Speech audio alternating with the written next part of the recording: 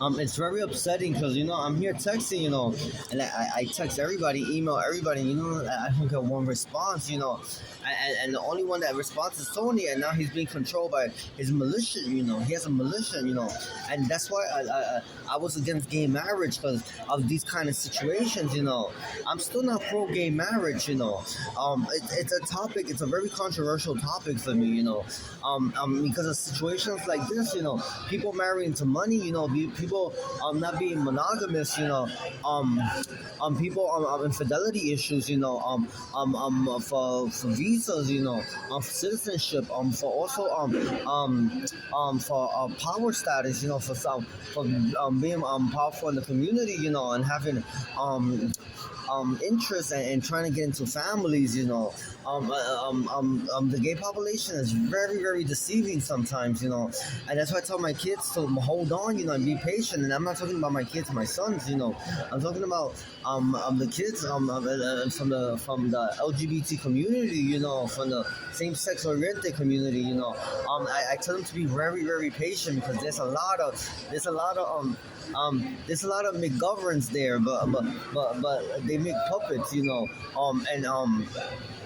uh, it's like sometimes I read that Owl magazine once, and I saw this very exotic bird, and they were going shopping for catering places in Texas or Louisiana. And it was a weird state, Some people they refuse service to them, I don't think it was a refuse of service, but for quite because they were a same-sex oriented couple, but they were not meant for each other, it's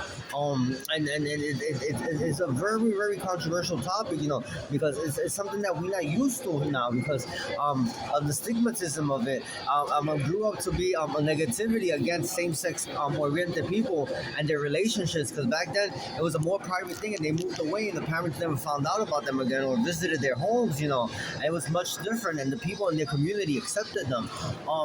Today and day, our families have to accept relationships, and that's why many of us wait now, and we have to wait a little bit, because patience is a virtue, and virtuality is a patience, it's all time of lapse, everybody has to be patient because there's a lot of exotic birds. There's a lot of money hungry people. Look at Tony. Look at Brian. You said you're my husband, so every time he's my husband. Tony. I told Tony, you're my husband, Tony, and we don't have a lot of money for a lot of things, Now we're living separately tonight, Tony. We don't have my place is too small for you. Your place is too small for you. We don't have the money for a bigger place, and we have a lot of things. You eat, I eat. We have our expenses, Tony, and I have to be there for you. And you have to be there for me. You have to help me, Tony. Tony, I don't have a lot, Tony. I only have a little bit of stuff that I saved along the way, Tony. And Tony, remember those little things along? You have taken a lot of those things away from me, Tony. And some things that I have never seen again, Tony. And you know that I'm not allowing your mom's house. And there's a lot of stuff you said is in the garage in your mom's house. And I don't know what's in that garage. But I need my stuff, Tony. But while that, you have to help me with new stuff, Tony. A new day is a new dawn, Tony. And if dawn is a dead, Tony.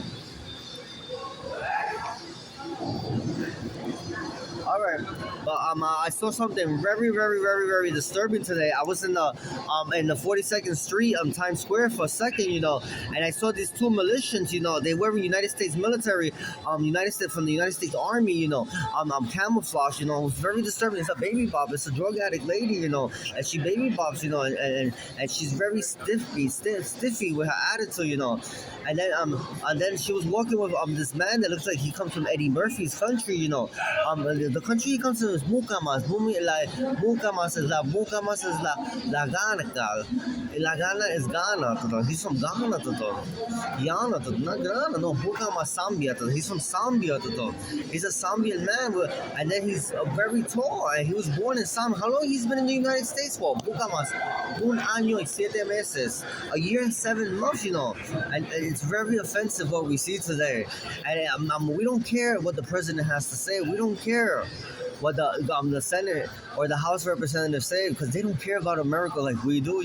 That man, and he gave me a dirty look and he scolded me. He was nasty to me, and he hissed at me in front of everybody. There's witnesses. He hissed and everything at me, and he put like the head like a ooh, and all that to me, and it was very nasty, and we don't, and our military members today who enlisted, in the past couple of years, they love our nation and they love their families, and they love their home, and we protect our home no matter what, as the people who voted for Donald J. Trump love their nation, and we love homestead America. We love hometown America. We love our big cities. We love rural America and suburban America. And today that military has to deploy. That they have to prepare to deploy, because no matter what the president says, and no matter they doing the right thing, because they're going to take care of this nation, and everybody's going to thank us at the end of the day.